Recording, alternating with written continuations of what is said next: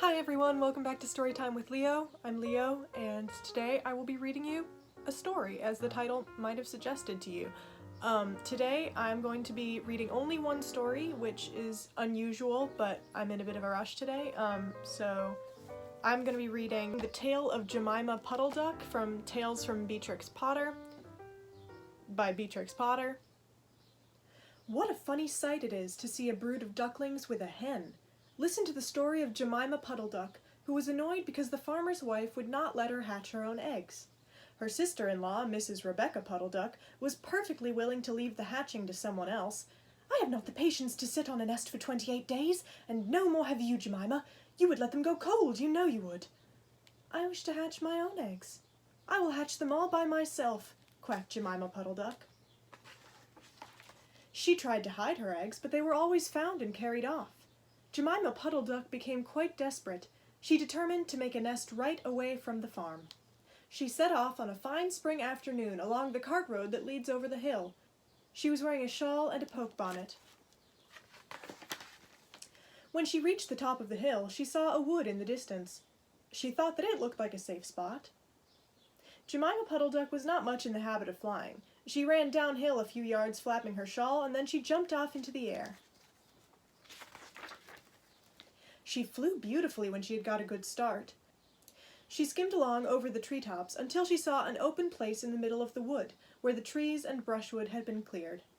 Jemima alighted rather heavily and began to waddle about in search of a convenient dry nesting place. She rather fancied a tree stump amongst some tall foxgloves. But, seated upon the stump, she was startled to find an elegantly dressed gentleman reading a newspaper. He had black prick ears and sandy-colored whiskers.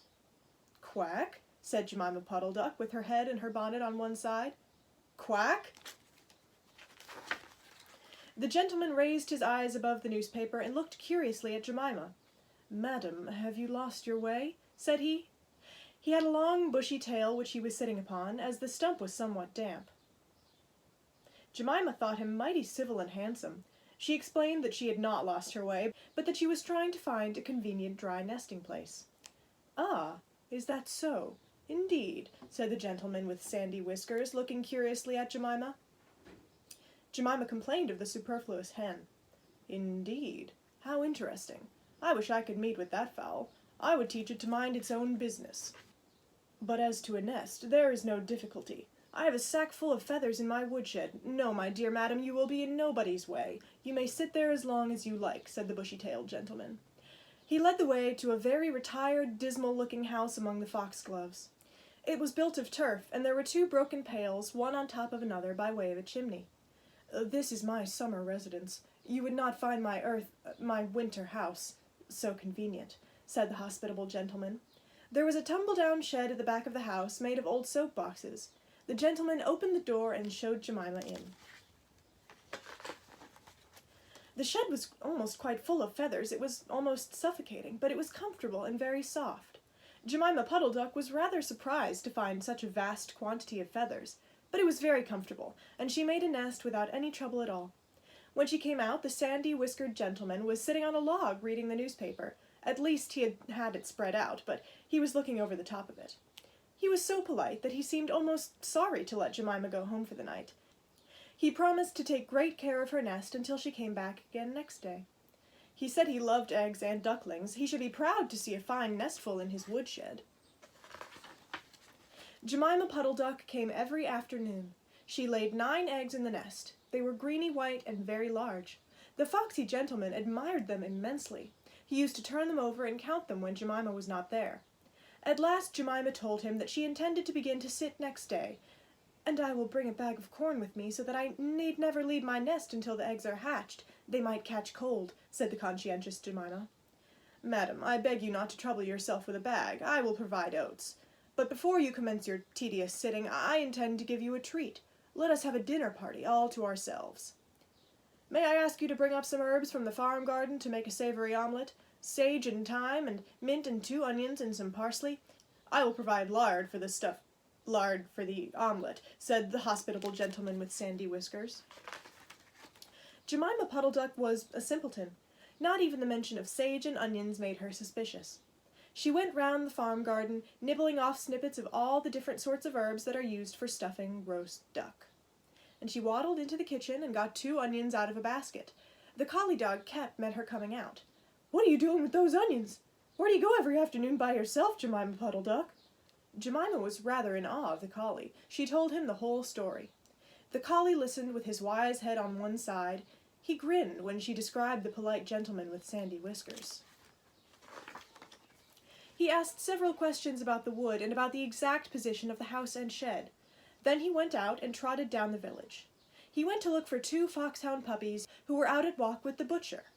Jemima Puddleduck went up the cart road for the last time on a sunny afternoon.